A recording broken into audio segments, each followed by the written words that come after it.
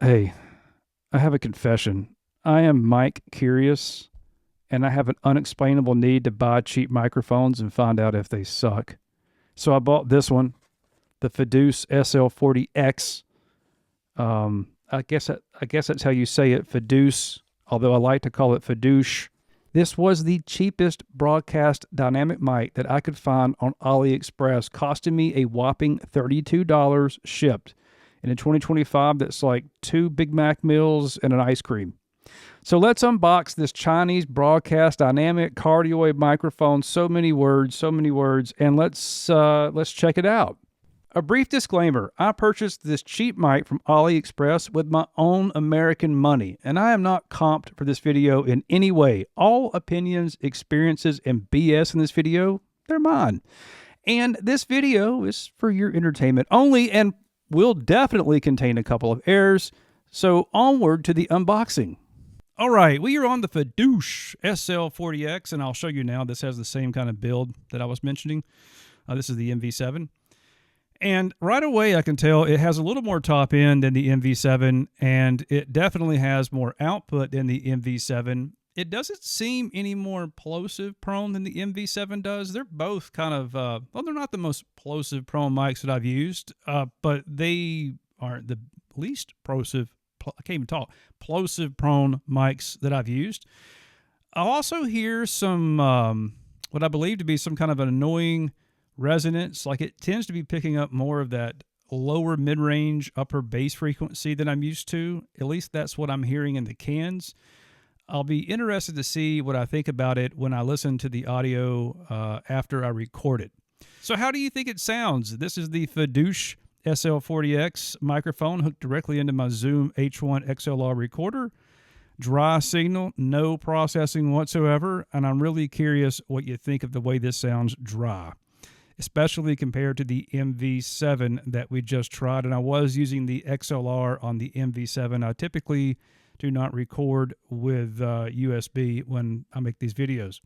So this is the dry sound of the MV7. I did bring today a couple of inline preamps that I want to try out.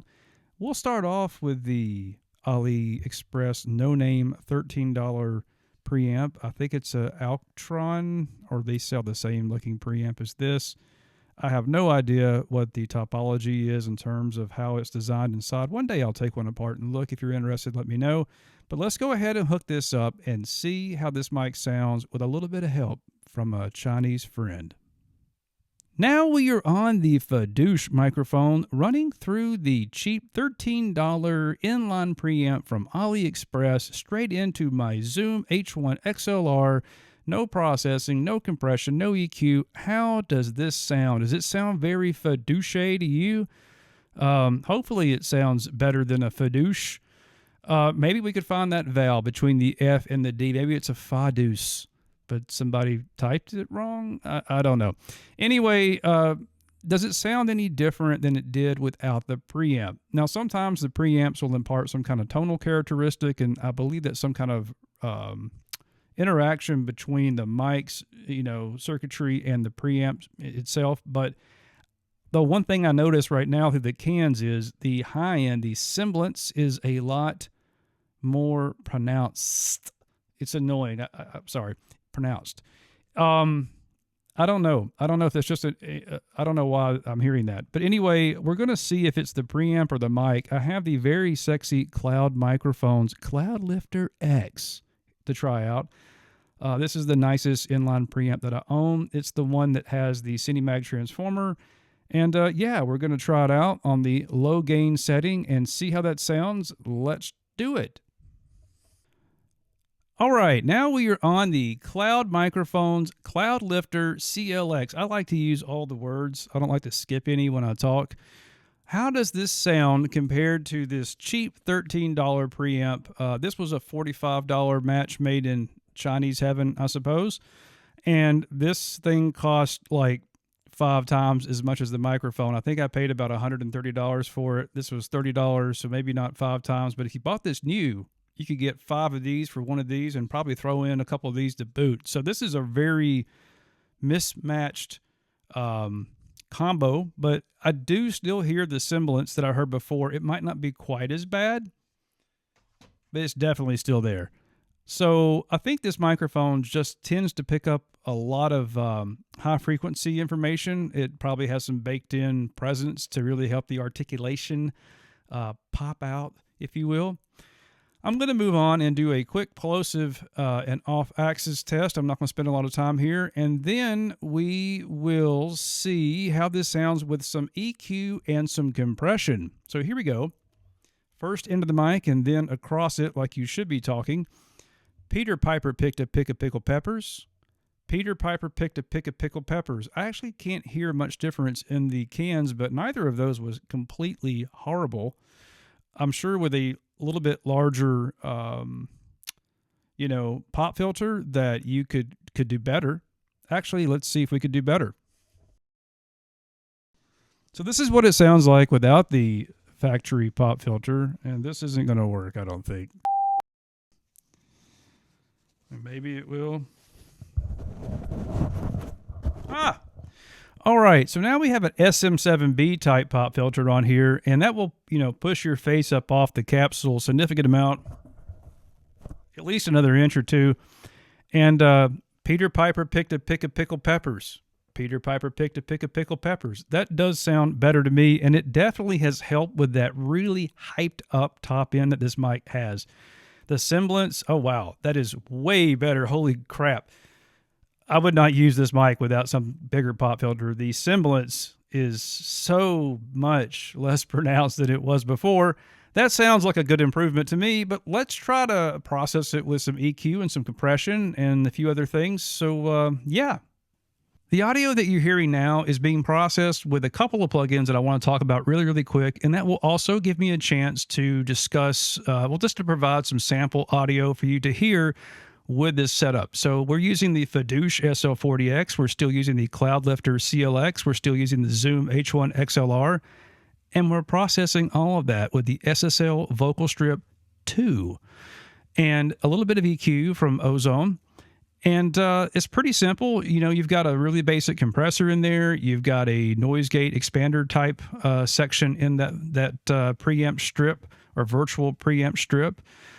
You've got a de-esser in there, which this microphone definitely could use the de-esser.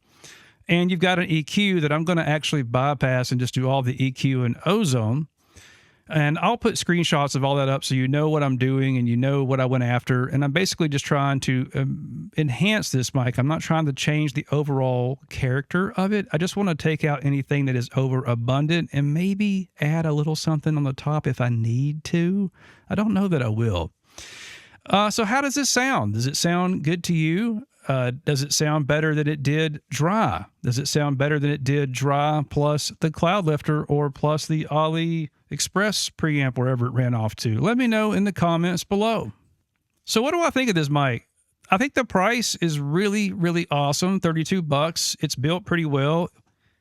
It looks like a little bitty trash can. I don't like that about it. And I don't like the fact that the logo is facing the camera. I think it would look so much better if I was using the mic on this side of the desk so you couldn't see the stupid logo. Or what you could do, I suppose, if it didn't bother you, you could take this out of the yoke mount and flip it 180 degrees and put it back together if you wanted to use it and this side was facing the camera. I'm not a big fan of advertising a logo to the camera unless it says Shure. And then it's okay, because this one says Shure on both sides, and I sure as hell don't care. I mean, who would? It's Shure, baby. And it's not even a counterfeit from China. It's the real thing. When I go to China, I go for the China stuff, not the fake Shure stuff. So $32. I mean, I think $32 plus a $13 preamp and maybe a $50 audio interface. This one was on sale for $50 when I bought it. And you wouldn't even need a preamp with this because it has a really killer preamp in it, supposedly. But I mean, I'd rather have that set up than a all-in-one mic for $70 to $100, mainly because it gives you more flexibility to do things like put in preamps and to change your microphone and keep your interface or vice versa. I just prefer having it broken apart than having it all in one. So that's my assessment. I would recommend it to a friend. I would recommend it to anybody who wanted a nice mic on a budget. What would you recommend for $32? Is there something else I should be looking at that is XLR, that is dynamic, and will likely be made in China because for $32 you can't get anything made here. And y'all, that's it. If you enjoyed this video, please consider hitting that like button and subscribe and do all the comments stuff. Click a video right now. Click the video, help the algorithm. Ciao.